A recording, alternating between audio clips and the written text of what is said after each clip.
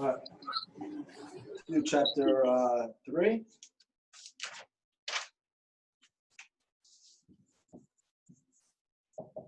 Kinematics and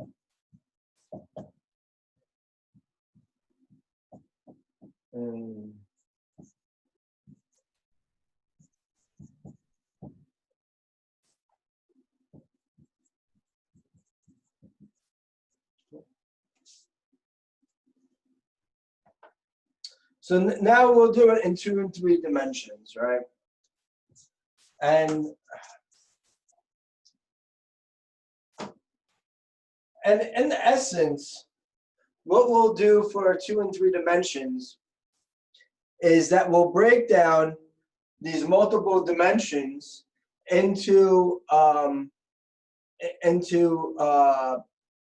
single dimension. So when we work with, let's say, 2 dimensions where we have x and y, we'll use the equations for 1 dimension to deal with x in this dimension, and then use those same equations that we just were doing in chapter 2 and use that on the y dimensions.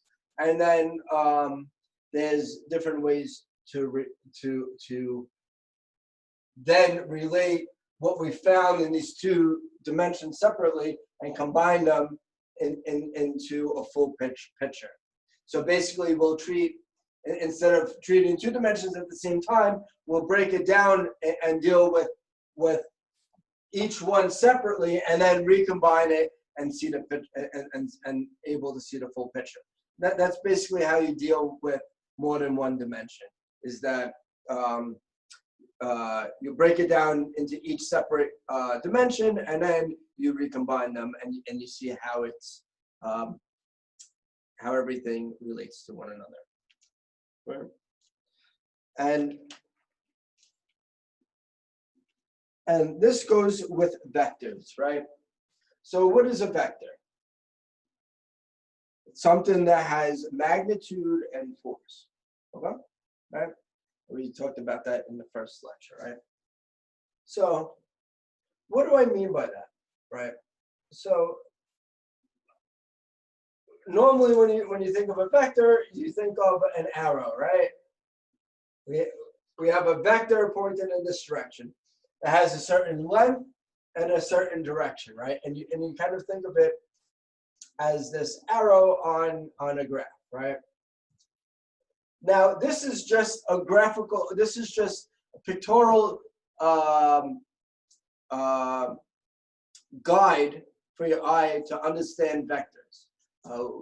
It's easy for us to understand these concepts in a visual way.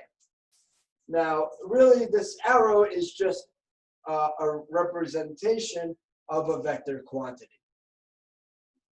So let's say if I had a toy car, right? And I push it along, right? I push it in this direction, in the positive x direction, right?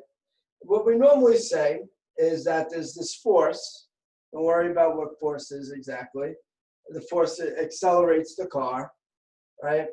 And we draw a little dot in the center of the car, and then we draw a vector, right? Now,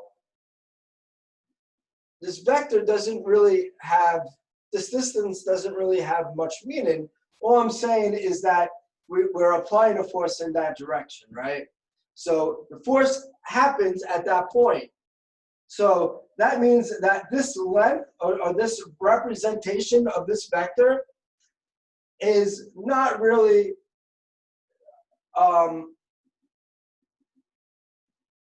doesn't exactly belong at the center. It doesn't really matter where I put this vector. It's just a graphical representation of this quantity, this force that I apply, and this force has this direction. So we just represent it as this line, as this arrow, right? And what this means is that it doesn't matter where we position this vector that much. So I'm applying the force on the car, right? So I could have easily drawn the arrow down here, right? And for all intents and purposes, for our current understanding, it doesn't really matter. We treat the car as a point source, so it doesn't matter where we really draw this point. We can just change our origin accordingly, right? Now, what this means is that we can move these vectors around at will for the most part to help our understanding. We know that this force, this quantity, is applied to the car, right? And it just pushes it along, right? So it doesn't matter where we translate this vector to. What does matter are two things associated with a vector. Its length, so its length, and its direction or angle to the coordinate system. In this way, the coordinate system is the x and y, these x and y axes. So as long as we translate it, and let's say if we move it, let's say we move it up here, as long as we keep the length and the direction, well, I didn't keep the direction exactly the same, but as long as we keep the direction and the length the same, that's not the same. So,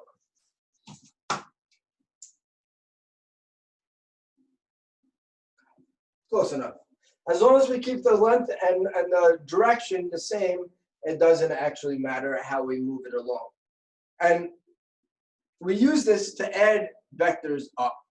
Okay, so now we use this property to add vectors up and understand it intuitively.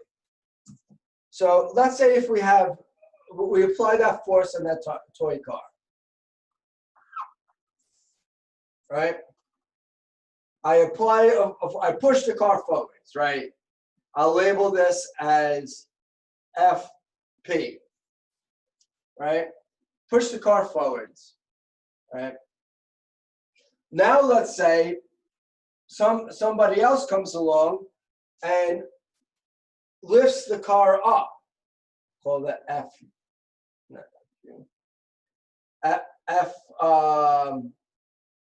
FB, right? Now we have two vectors here, right? Now, what happens is that we have to see the full force on this car, we have to add the forces up. We'll get into forces later, but I just want to use this as a example of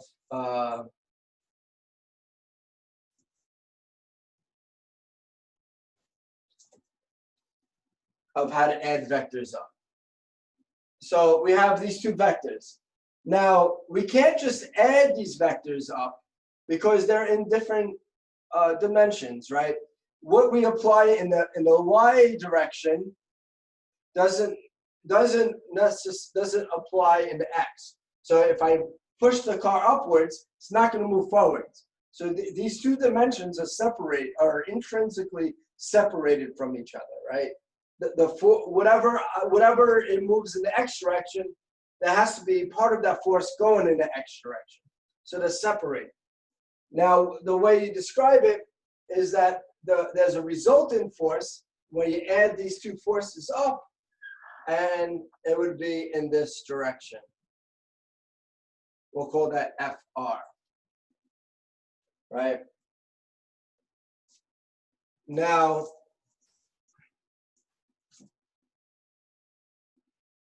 okay.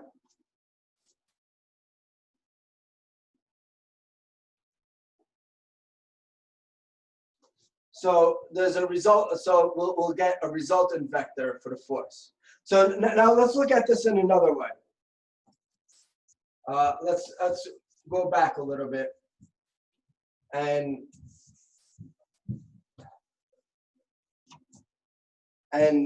deal with this in terms of displacement. All right. So in one dimension, let's go back, right? Let's say if I walk 10 feet this way, right?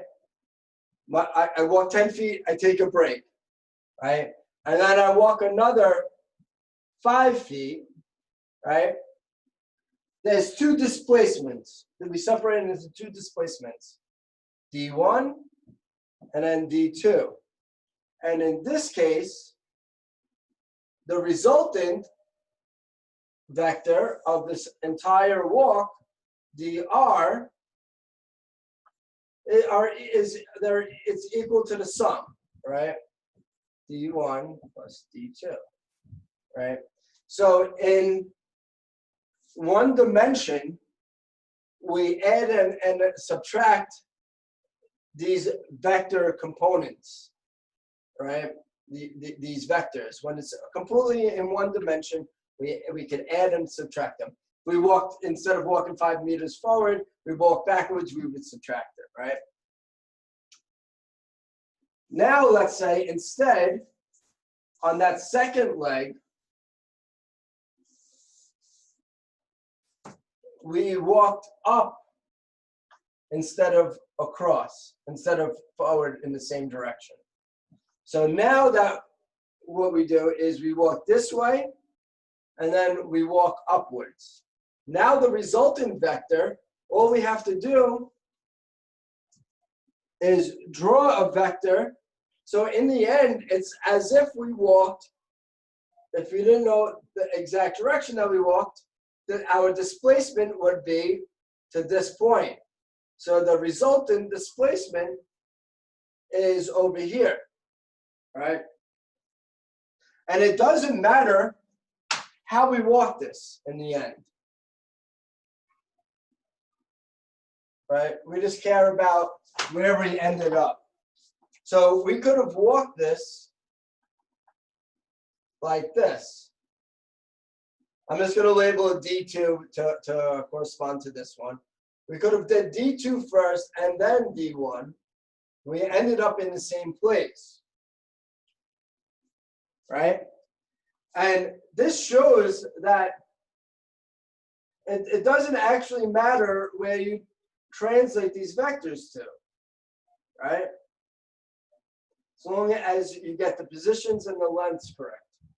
Doesn't matter which order they occur in, right? You end up at the same point, you know. And if you look at this, right, what is dr equal to? In this case, does this hold true in this case?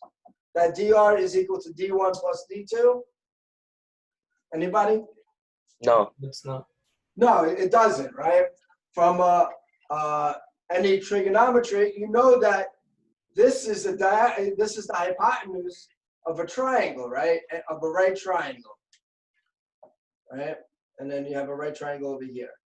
So the more general formula for adding vectors, for figuring out the resultants, is that this is the hypotenuse of this triangle here. We use Pythagorean's theorem, right? So in this case, dr is squared is equal to d1 squared plus d2 squared. And this is the resultant magnitude of this vector. Now the problem with this is that we don't know the direction. This gives us the magnitude. This does not give us the direction. How do we figure out the direction for that this is in? Well, first we need to set our coordinate system up, right? What defines a direction?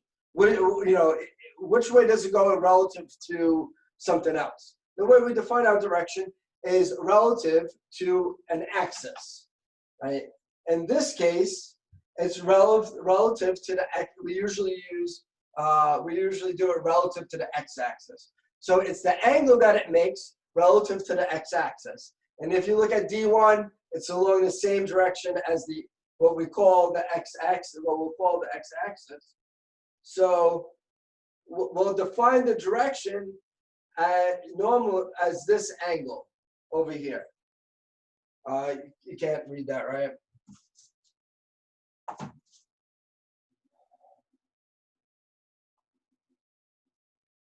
Okay. As this angle over here. And we usually pick this angle as as the angle relative to the positive x direction. This isn't always the case. There's some problems where you don't want this to be, and where you don't want, where it's easier to use an angle relative to the y-axis, to use this angle, and we'll call that phi. So with the line to the top, it's phi. We'll call that phi. Sometimes we want to use this angle to define our direction, right? But for now, let's just use, we'll do it, I'll show you both ways. So the way we relate the angle to the sides, the way we figure out the angle is by using trigonometric functions, right? So if we want to find this angle, right, we could use the ratios of these sides, right? Cosine, sine, or tangent to figure it out, right? And if we know dr, we could use this hypotenuse. But in general, we'll just use these two components to figure out this resultant vector. We'll use d1 and d2. Now, in general, since this is d2 over d1, we'll use the tangent of theta, and this is equal to opposite over hypotenuse, right? Let me draw this out. So we have a triangle. This is our H. Let's say that we'll draw it out. Let me draw it the same way as that one. This is H. Call that A. Opposite over hypotenuse, right? And these are our labels, right? This is adjacent to the angle. This is the side that's adjacent to the angle. This is the side opposite to the angle, right? They're not, it's, you know, this angle is not made up by this line. This is the hypotenuse, right? So tangent is equal to the ratio of the opposite over adjacent. That's all the tangent is, the trigonometric function.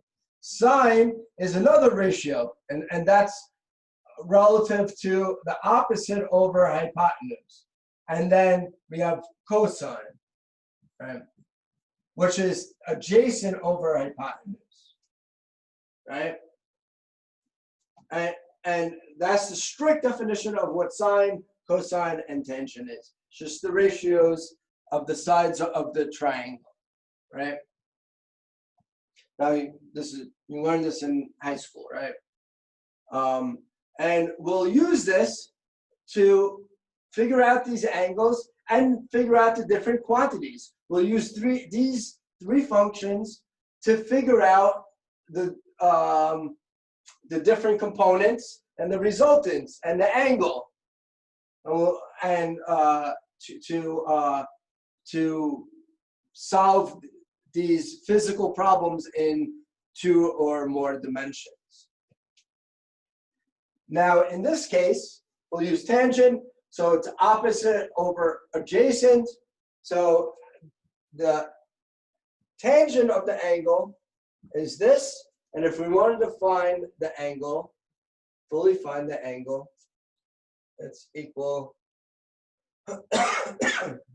to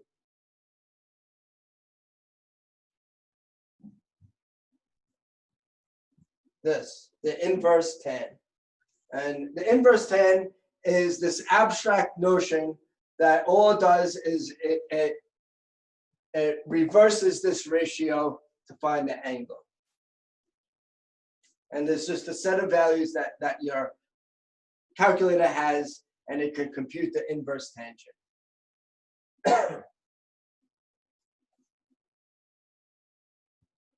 Now, so now we can figure out which angle this resultant vector is on, right?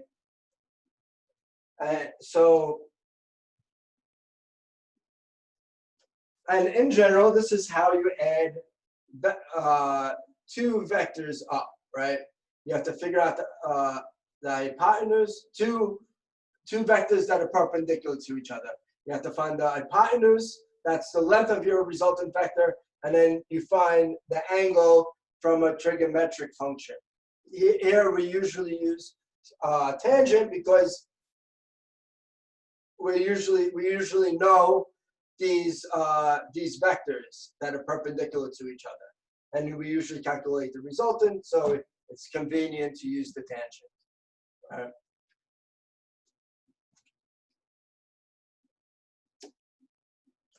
And what we say over here, now this is an important distinction, is that dr, the vector dr, is equal to the vector d1 plus the vector d2. Now remember, we can't add up the magnitudes, but this is saying something different. Because we have this arrow on the top, we're adding the vectors. So this process of finding the hypotenuse of this triangle, that's adding up these vectors. That's how we add up these vectors, right?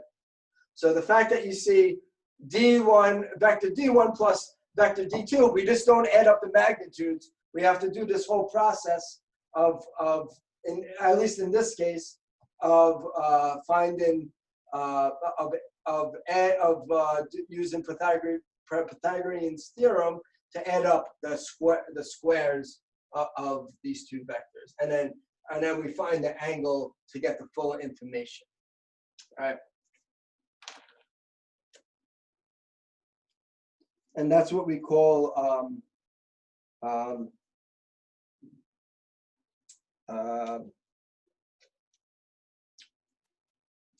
vector. This is what we call vector addition. Now, this method, if you look at this, right, this displacement that we did, right, we walked this way from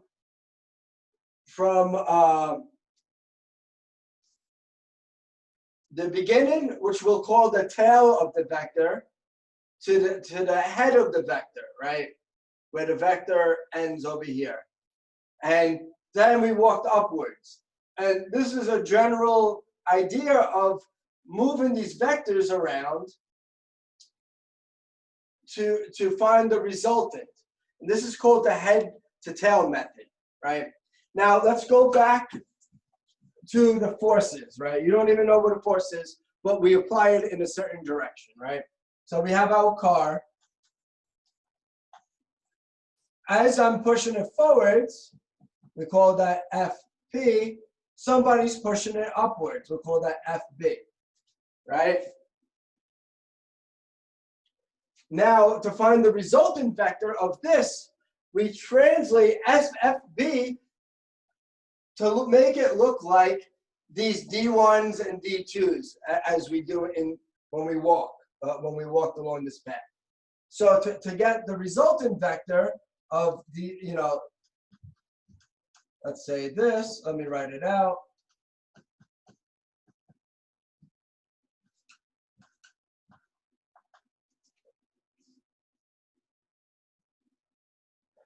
And this is a right angle over here. So they're in two different directions. To do this, we could redraw this vector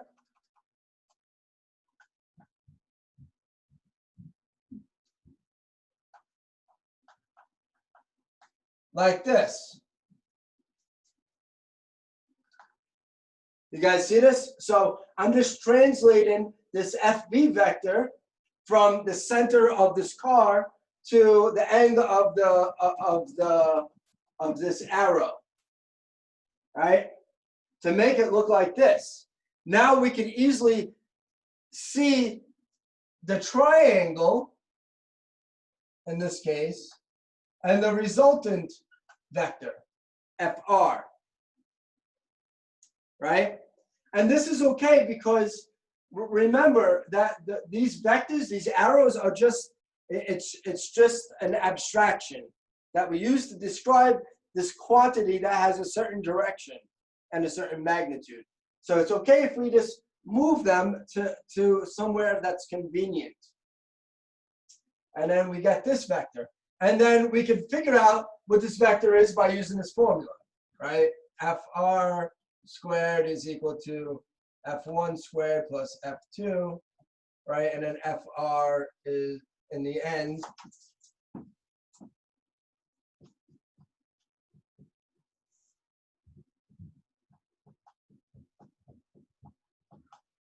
comes out to be this. And then the angle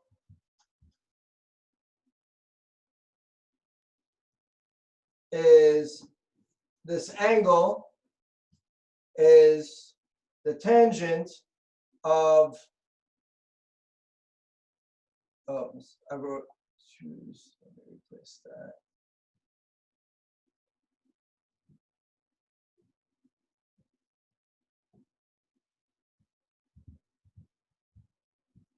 FB over FP, right? And we get the angle from this, right? And now we have the full information of the resultant vector of these two forces, right? And we'll do this, and this is what we'll use to analyze motion in 2 or more dimensions, right? Or really anything in 2 or more dimensions. This is just used throughout physics and throughout any mathematics or engineering, right? So now,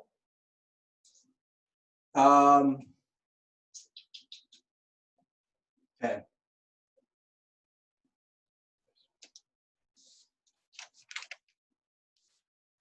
Okay, so this is called the head to tail method, where you push it, where you put one vector at the end of the other, and then you can easily see the resultant. Now let's generalize this. What happens if this angle is not 90 degrees?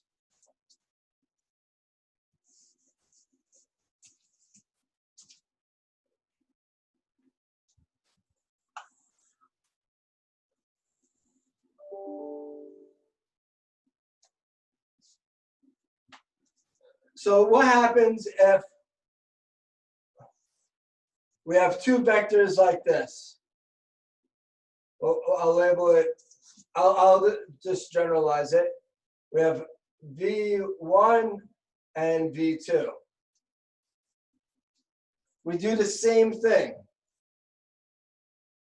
right?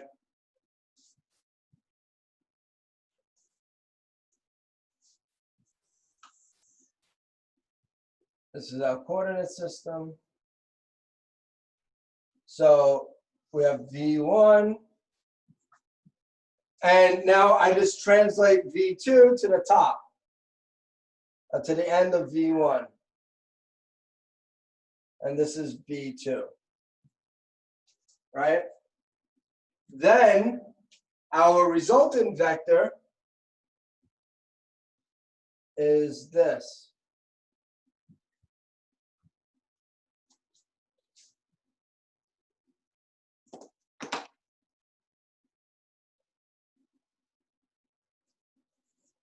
Right?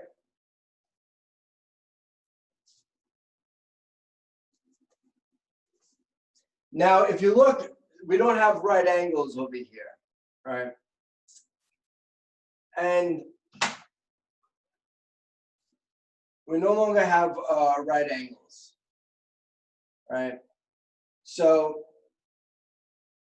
we can use this and complete this picture. Let's say if we added, okay, so these 2 vectors, or let's say the 2 forces, and then applied simultaneously, right? So it doesn't matter which one we put the end on first. So we could easily have drawn it like this.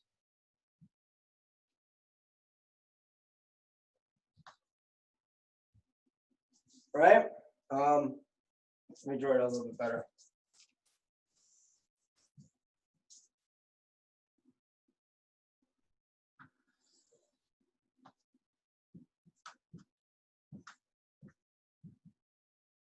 Right? And then in this diagonal is the vector. Right? Now, if you look, this makes a parallelogram. I'm sorry that this V is not straight.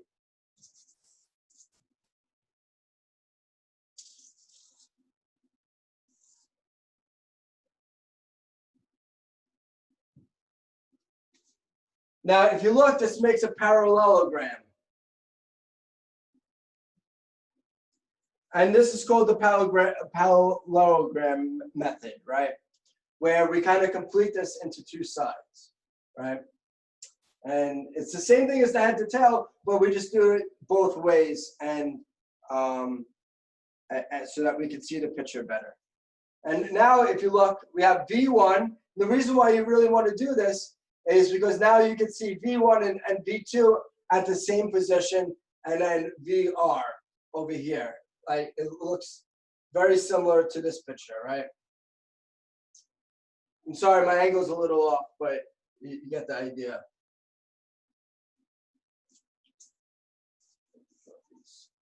Differently. Okay. Now it makes a proper angle. All right. So the parallelogram allows you to see this situation a little bit better than the head to tail, because all the angles all the vectors originate at the same point, and then we just add the two. We just use head to tail to complete the parallelogram. All right.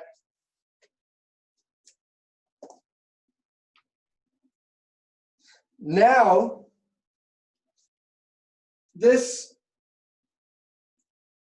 to find VR, it's a little bit more tricky, right? We can't use Pythagorean's theorem here, right? There's no right angle triangle, right? We could use the law of cosines, and the more general formula for Pythagorean's theorem, where it's a squared plus b squared minus 2ac cosine theta. I think I got the sign right at the end. We could use that, but generally we do it a different way.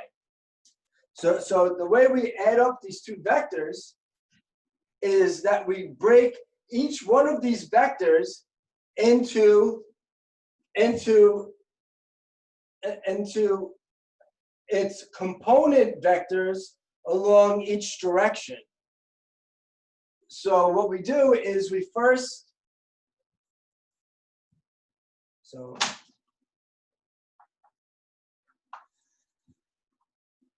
let's say we take V1, right? We could say that V1 over here is made up of two other vectors that each have a component along each axis, right? So V1x is along the x position, and V1y is a vector along the y position, right?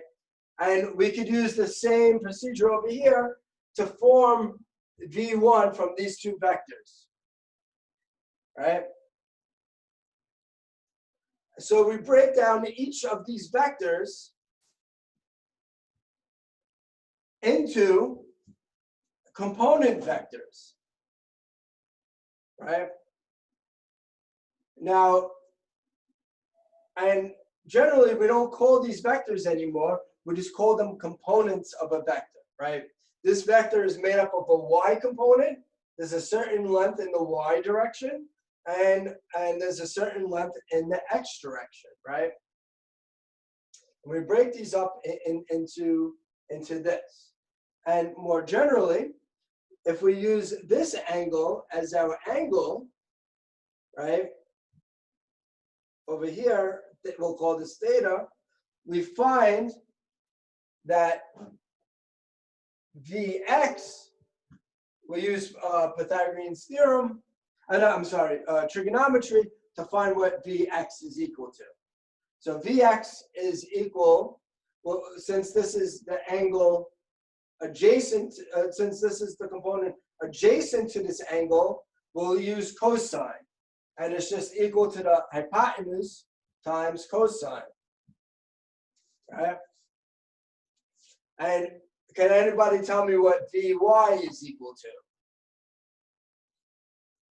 So if this is equal to the cosine, if these two quantities are related to the cosine, how is V1, which is the hypotenuse, related to the y component, which is the opposite angle? Yes, it's related to sine theta. That's correct. And we break each vector down into its components, right? And why would we want to do this? Anybody?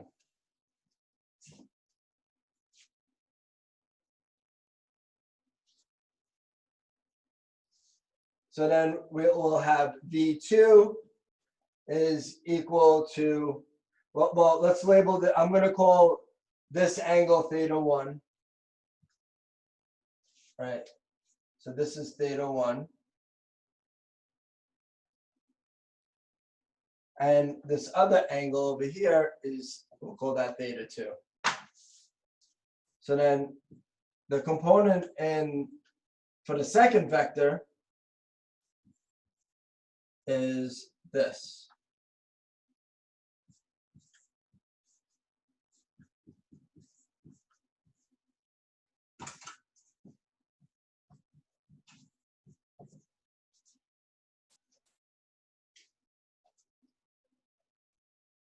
So why would we want to break these two vectors down into its components? Remember that we're trying to find the resultant vector.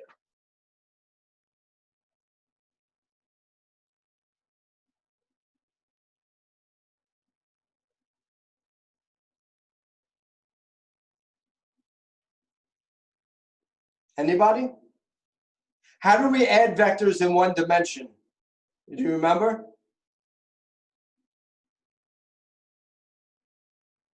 Remember the displacement? So if I move 10 meters forward, and then that's one vector, and then I take a break and I move it 5 meters forward again, with total resultant vector?